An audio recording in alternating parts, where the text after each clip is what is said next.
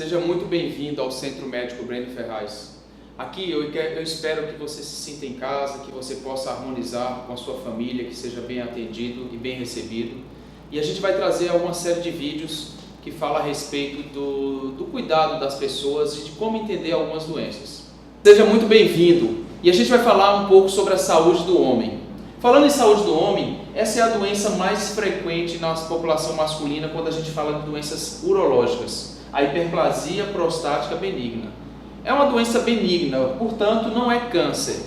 Ela acontece em 1 a cada 2 a 3 homens, então é muito frequente e é a principal doença prostática. Apesar de muitas pessoas ficarem preocupadas com câncer, é a hiperplasia prostática benigna que faz realmente a doença ser mais frequente e acontecer de que os homens procuram mais o consultório por causa dessa doença e não o câncer.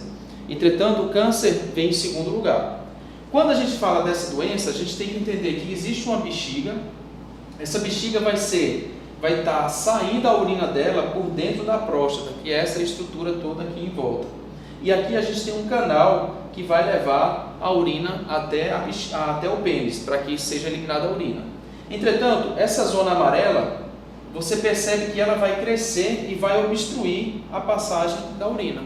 E é isso que é a hiperplasia prostática. É quando esse canal ele é fechado, ele é estrangulado pela próstata que vem crescendo.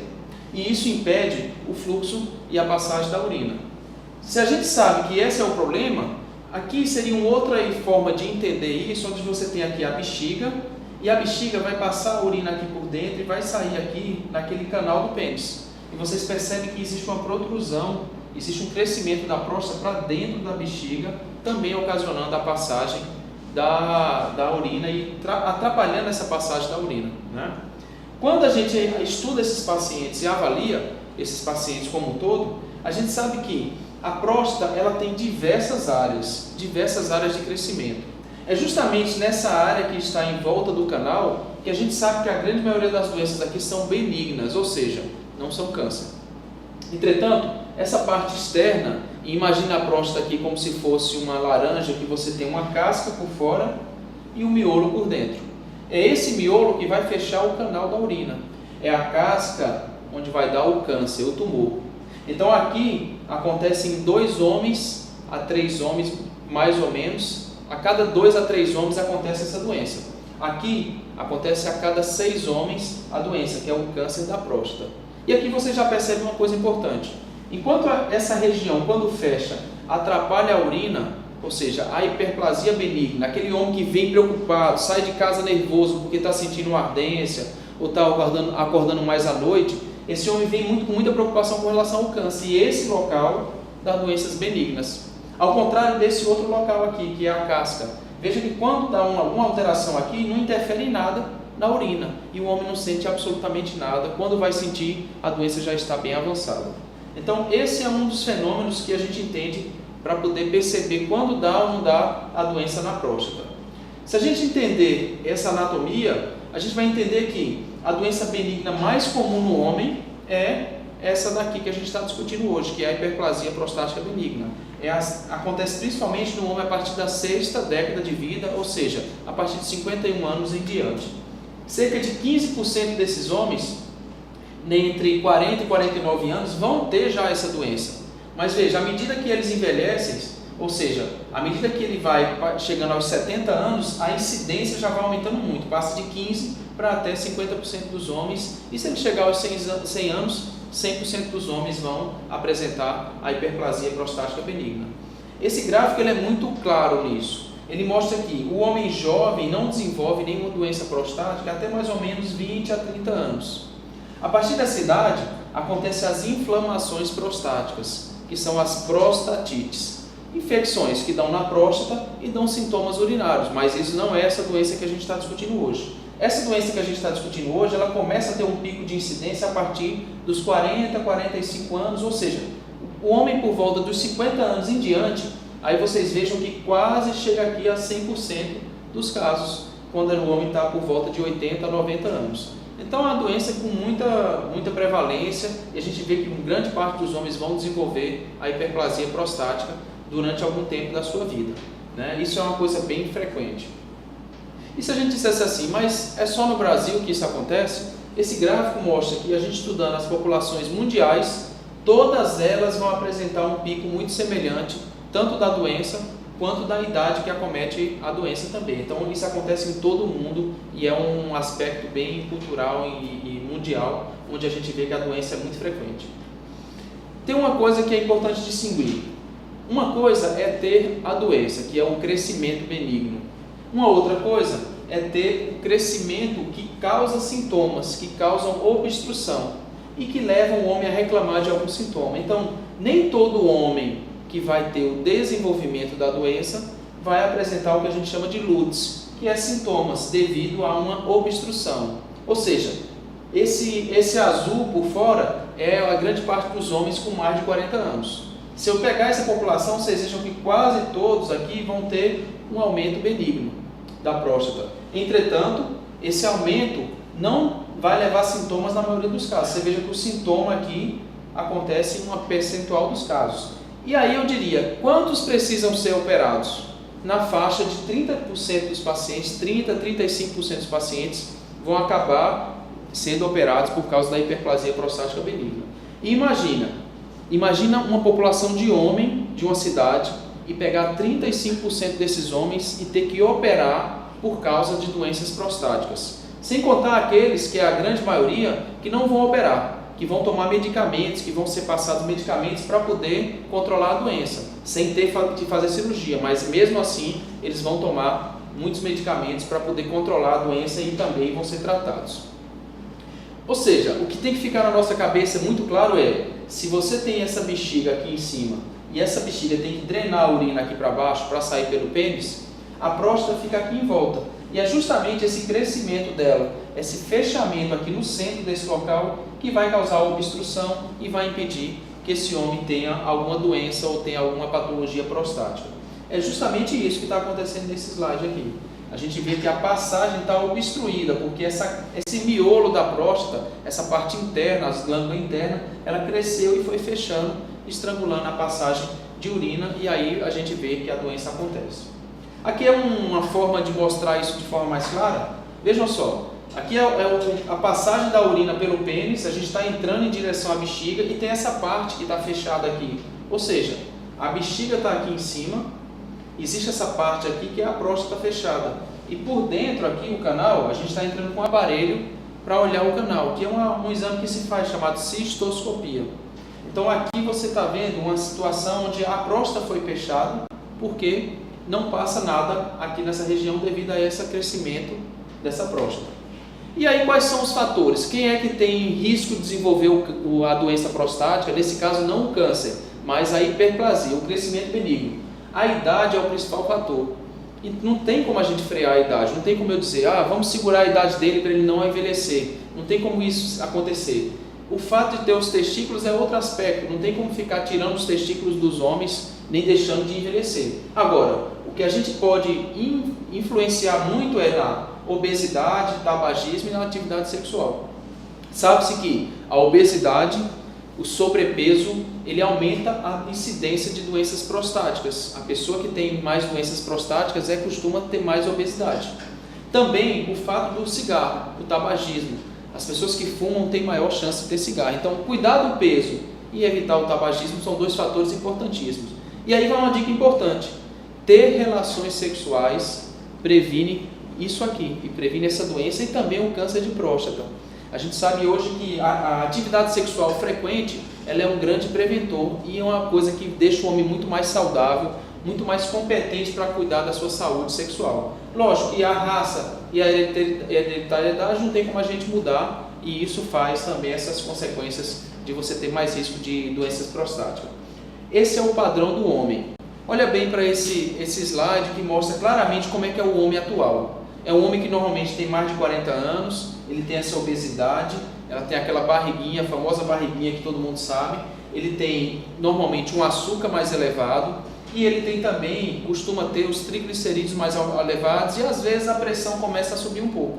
Esse é um padrão que a gente encontra muito frequentemente no consultório. É o homem que depois dos 40 anos começa a ganhar peso, começa a ter o triglicerídeo alto, o colesterol um pouco alto, o açúcar já no limite ou um pouco mais alto, não chega a ser diabético, mas é o que a gente chama de síndrome metabólica.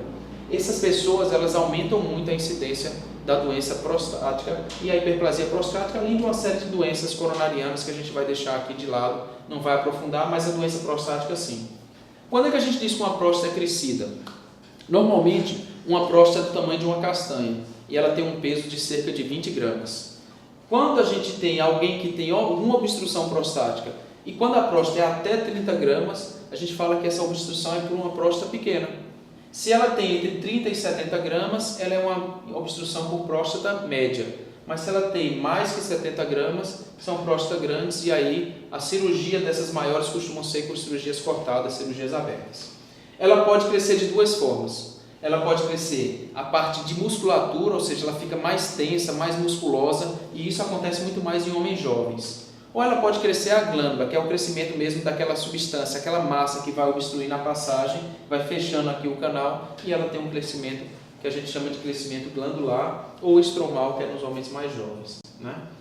Quando a gente avalia também a próstata, a gente vê que ela tem dois aspectos muito claros. Ou a gente acontece essa próstata com aquele homem mais tenso, mais nervoso, que tem a musculatura mais tensa, contraída, e a musculatura da próstata também anda junto, e aí a gente tem uma hiperatividade simpática. Faz aquele homem que não chega no banheiro, ele vai tentar urinar, mas ele não consegue relaxar, está meio preso. Isso acontece muito em homem jovem. E tem do outro lado o homem que a próstata vai crescendo, estrangulando, fechando. É aquela história de dizer, com a idade eu vim urinando cada vez mais fraco.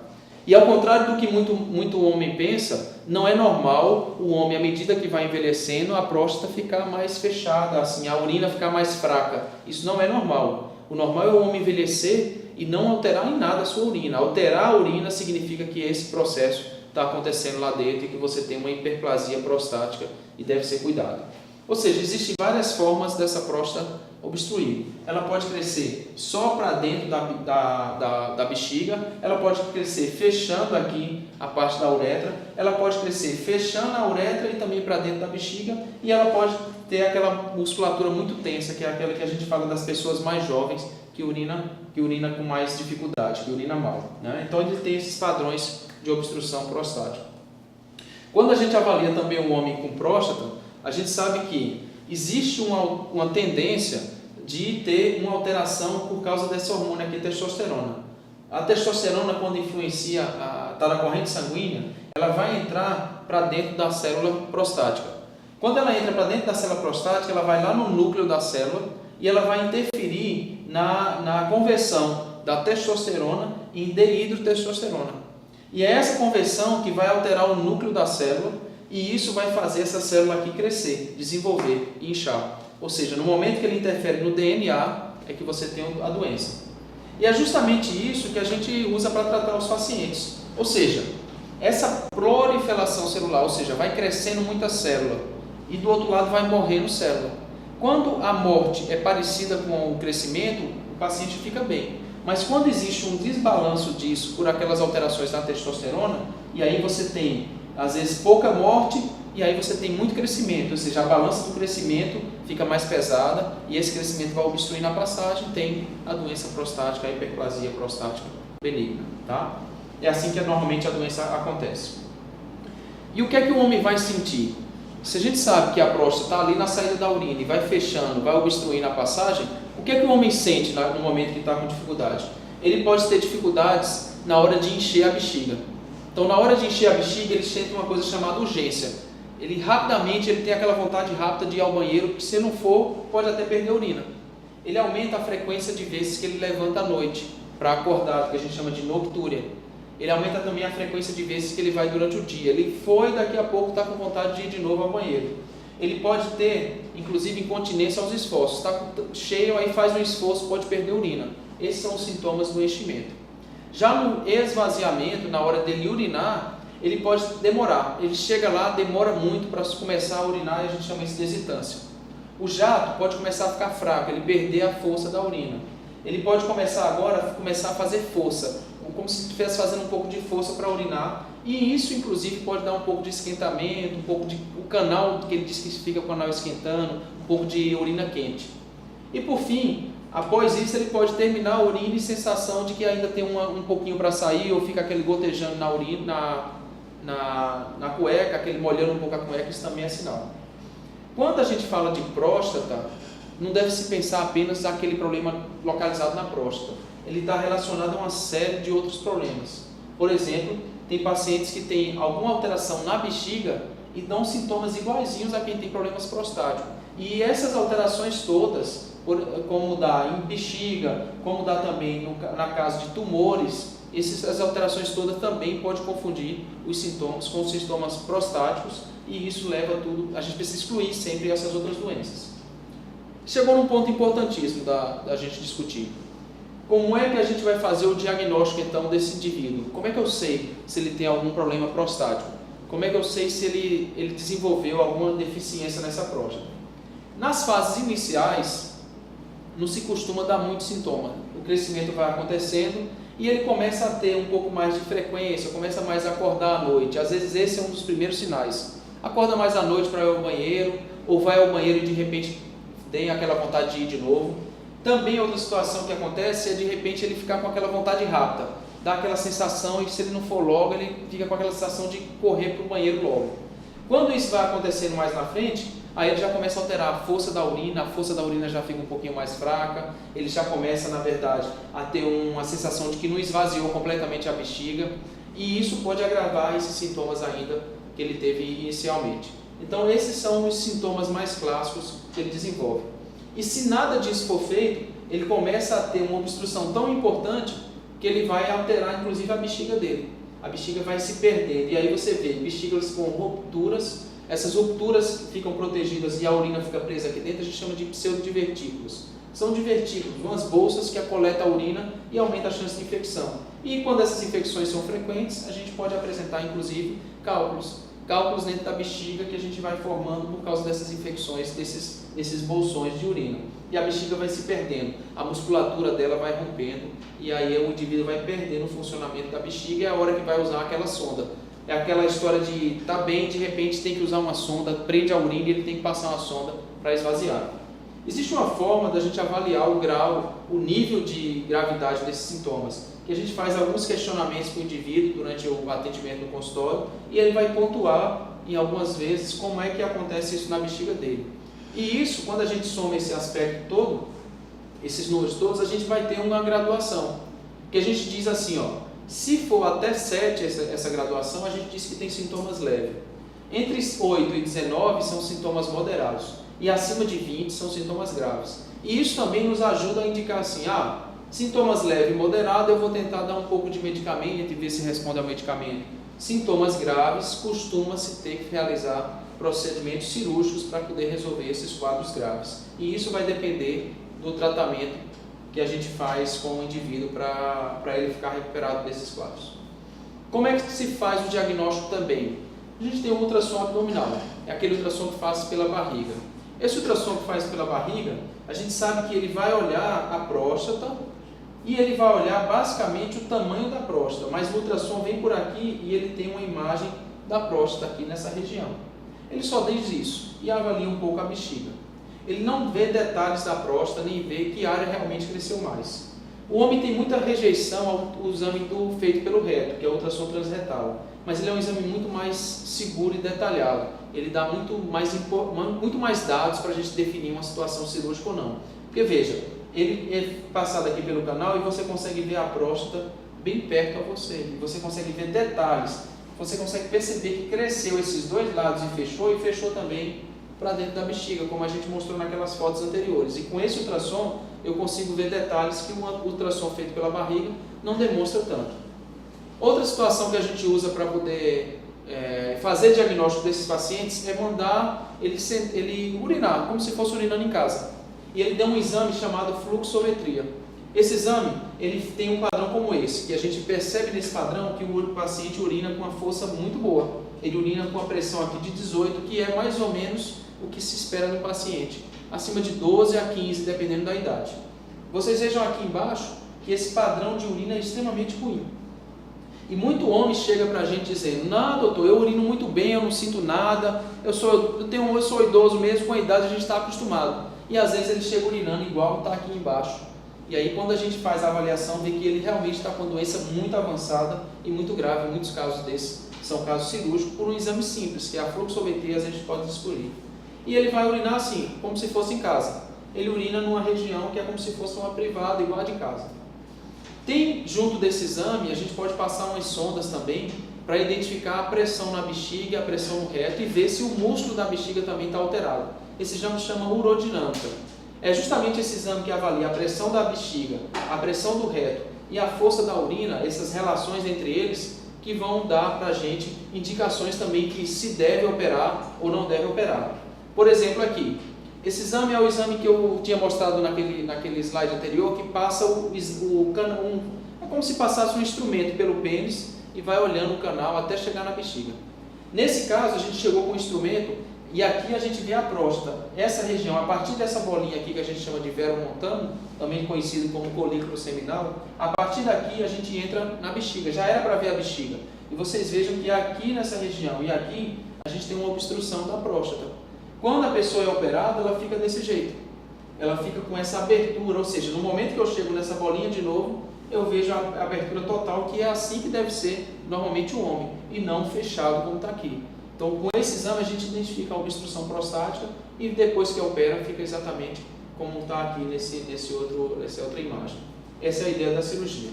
Esse exame pode ser feito por um aparelho que é flexível, que é mais mole, e ele faz um local, a gente faz normalmente uma sedação no paciente, chama um anestesista para fazer ele dormir um pouco, não sentir o incômodo da passagem do aparelho, e esse aparelho que a gente usa mais flexível, ele dá um certo conforto maior na realização do exame, que é o cistoscópio flexível. Né? Então a cistoscopia é esse exame importante para ver esse canal, só que ele não deve ser feito também em todas as situações, a gente tem que selecionar bem. Os principais motivos para a gente fazer esse exame é hematúria, que é sangramento na urina, algum paciente que já tem algum sangramento, uma suspeita que tem algum câncer de bexiga ou alguma lesão dentro da bexiga, e também alguma suspeita que esse canal está estreitado, está fechado, para poder a gente ter certeza que o canal está livre e pode operar só a próstata e o indivíduo ficar bem. Então a cistoscopia é justamente esse exame que vê todo esse pertuito. Quando a gente vai definir como tratar as pessoas, a gente tem que avaliar muito as necessidades do indivíduo. Não é assim, toda vez que eu pego um indivíduo eu vou operar e sair operando todo mundo. Esse não é o sentido. A gente tem que avaliar a expectativa da família, a expectativa de vida do paciente, o que ele opta também para ele. A gente tem que ter uma série de relações antes de tomar uma decisão.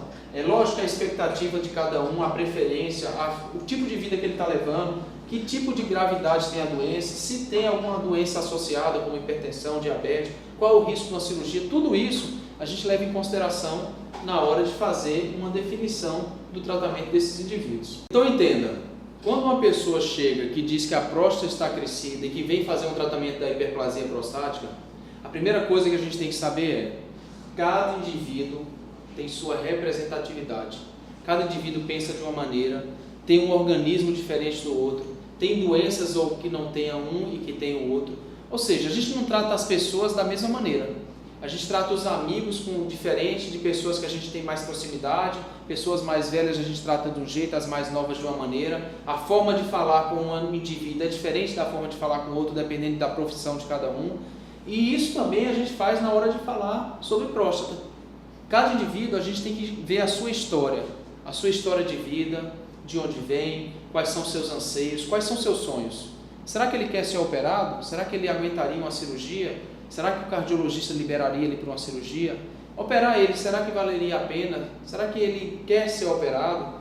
Aquilo é o melhor para ele naquele momento? Então tudo isso deve ser levado em conta quando a gente avalia pessoas. A gente deve personalizar sempre os tratamentos. Não existe um tratamento único para todos. Basicamente, quando a gente fala de próstata, quando vamos dar medicações, temos diversas maneiras de fazer. E a medicação ela vai servir para aquelas pessoas que têm sintomas leves até sintomas moderados. Pode-se tentar medicação nesses indivíduos. A principal delas são os alfa-bloqueadores. Alfa-bloqueadores porque eles bloqueiam o sistema simpático, aquele sistema que deixa você mais ansioso, mais nervoso. Tanto é que muita gente ansiosa, quando quer urinar, prende, porque o sistema simpático está ali atuando e fechando a passagem da urina. E nessas pessoas, a gente usa alfa-bloqueadores, que é a doxazosina e a tansulosina, medicamentos muito usados. Do outro lado, tem aqueles indivíduos onde a próstata cresceu muito. aquela testosterona sendo convertida lá dentro e faz a próstata crescer de volume, é só a gente dar um bloqueador dessa conversão da testosterona, que é o 5-alfa-redutase. Ou seja, essas medicações mais frequentes é a finasterida e a dutasterida. Ela vai diminuir o tamanho prostático. Essas duas são as mais usadas. Em algumas situações, a bexiga pode estar um pouco afetada, já doente. E aí a gente tem medicamentos para estabilizar a bexiga, que são medicamentos que bloqueiam o parasimpático. São os receptores muscarínicos. E a gente, fazendo a alteração no parasimpático, a gente consegue controlar o efeito da bexiga. E por fim, a grande novidade. Aqueles que tomam Viagra, aqueles que fazem uso da medicação para ter relações sexual, até porque sabe-se que a hiperplasia prostática também causa queda da potência sexual. Esses indivíduos às vezes acabam tomando Viagra e o Viagra melhora esses indivíduos. Então essa medicação hoje em dia, que é os inibidores da 5-fosfodiesterase, que é a enzima que faz o pênis ficar ereto, a utilização desses medicamentos acaba ajudando no tratamento da hiperplasia prostática. Então é mais uma medicação no arsenal de medicamentos que a gente usa para a hiperplasia prostática. Esse é o rol de medicamentos que a gente usa. Quando a gente sai do tratamento de medicamentos, a gente vem para os tratamentos cirúrgicos. E veja também que a gente tem uma série de formas de tratar, desde laser até termoterapia e as formas tradicionais. Quando é que a gente deve operar um indivíduo que tem problema de próstata? A causa mais comum, a mais frequente e a que é mais certeira de dizer é quando ele começa a prender a urina, que prende a urina totalmente. Ele teve que usar aquela sonda. Aqueles indivíduos que são sondados costumam quase sempre ter que ser operados. Tem indivíduos também que vivem tendo infecções urinárias de repetição. Infecção de repetição é o homem que vive tendo as prostatites, que são muito semelhantes a infecções de urina, mas é a próstata inflamada. Esses indivíduos acabam também tendo que ser operados. Outros são aqueles que de vez em quando está sangrando na urina. Tem uma inflamaçãozinha e vai lá e sangra, sai sangue na urina. Esses indivíduos também devem ser operados. E por fim, uma das causas importantes de perda do rim. Se a urina não sai direito pela bexiga, ela vai acumulando dentro do rim e aquilo ali vai paralisando o rim. Então naqueles indivíduos com alterações do rim, também se deve usar o tratamento que é o tratamento cirúrgico nesses indivíduos, né? Essas são situações onde você tem que operar sempre deve se operar esses indivíduos. As relativas já seriam situações que você avalia caso a caso. Mas, por exemplo, indivíduos que têm cálculos na bexiga, pedras dentro da bexiga, ou que tem aqueles divertículos, que são aquelas bolsinhas, também se deve pensar em operar. Aqueles que têm sintomas muito elevados, ou seja, a pessoa já sente coisas muito elevadas, muito fortes, muito intensas, também deve ser operado. E aqueles que sempre estão com a sensação de que a bexiga sempre está cheia. Vai lá, esvazia, mas daqui a pouco tem que voltar ao banheiro, e vai lá, urina, daqui a pouco quer voltar de novo. Esses indivíduos também devem ser operados, devem ser tratados com tratamento cirúrgico. A gente tem diversas formas de tratar isso cirurgicamente. Uma dessas formas de tratar cirurgicamente é por meio de você entrar com um aparelho pelo canal, e esse aparelho pelo canal vai entrando e ele vê a próstata obstruída, aí a gente consegue entrar com o aparelho em direção à bexiga que está aqui em cima, e aqui a próstata que cresceu e fechou. Você vem com o aparelho, é semelhante àquele exame de cistoscopia, só que a pessoa está anestesiada, e aí você vai tentar desobstruir essa próstata por meio de uma colocação de um clipe. Esse clipe, que é uma técnica mais moderna, é feita para pacientes que não podem ser operados, que não têm condições clínicas de operar. Então você bota um clipe lá dentro, e isso aqui chama um lift uretral, onde você vai manter essa uretra aberta por meio de um aparelhozinho que vai botando clipes na próstata, e isso aí vai desobstruindo a próstata, vai fazendo o tratamento definitivo dessa próstata. Outra forma de fazer isso é uma forma cirúrgica, a forma mais frequentemente realizada, ou seja, aqui é o início da próstata e você está vendo uma alcinha que está cortando a próstata. Essa alça vai tirando pedacinhos da próstata. Você vem ressecando ela da bexiga em direção ao local que você vem, e essa alcinha vai cortando ela por dentro. É como se fosse um ralador de cenoura que você vai ralando a cenoura. Uma faquinha que vai cortando a próstata por dentro, vai ralando ela por dentro. E isso aí é o que a gente chama da ressecção transuretal da próstata. É a famosa RTU da próstata, feita frequentemente, e é a técnica que mais se faz hoje em dia, a técnica usada mundialmente, a mais frequente realizada, e muitas pessoas já foram operadas dessa maneira, desobstruindo o canal da próstata, né? Além dessa técnica, que é a técnica tradicionalmente realizada, existe uma ressecção que é uma ressecção onde você usa um bisturi especial, que é um bisturi bipolar. A técnica é com um aparelho que você tem a mesma alcinha, da mesma maneira. Entretanto, essa alcinha ela tem uma forma de utilizar que ela só queima naquele lugar e ela queima muito a próstata para evitar sangramentos. Então, você tem menos chance de sangrar com essa técnica. Ela seria uma técnica mais moderna. Essa alcinha é um pouco diferenciada e vai ressecando da mesma maneira. E por fim, a gente chega no laser. Quando a gente fala cirurgias minimamente invasivas, ou seja, que são realizadas pelo canal uretral, que não tem corte nenhum, essa técnica vem com tudo agora, que são os lasers em próstata. E o laser, todo mundo quer estudar laser, quer buscar o laser, porque o laser é uma tecnologia que não sangra absolutamente nada. É hoje a cirurgia que a gente tem mais segura para ser realizada no paciente. E como ela é feita? Ela vem com um canal de novo, a bexiga está aqui está a próstata, e esse canal traz o aparelho que vai dissolvendo. Ele dissolve mesmo a próstata, ele vai pulverizando por meio do laser e aquele tecido vai morrendo, vai desaparecendo ali dentro e você consegue fazer a cirurgia com sangramento praticamente zero. Aqui você vê um paciente que tinha no início da cirurgia, aqui é logo após a cirurgia e alguns meses depois. Você veja que o canal dele, que não se via quase nada da bexiga lá dentro, depois da cirurgia com o laser, você consegue ver claramente a passagem e aqui é a equipe cirúrgica operando por meio do Green Light. Green Light é uma técnica mais moderna, onde você tem essa situação inicial e essa é a situação final, quando você imagina que o paciente agora foi operado e ficou bom, operando e urinando bem.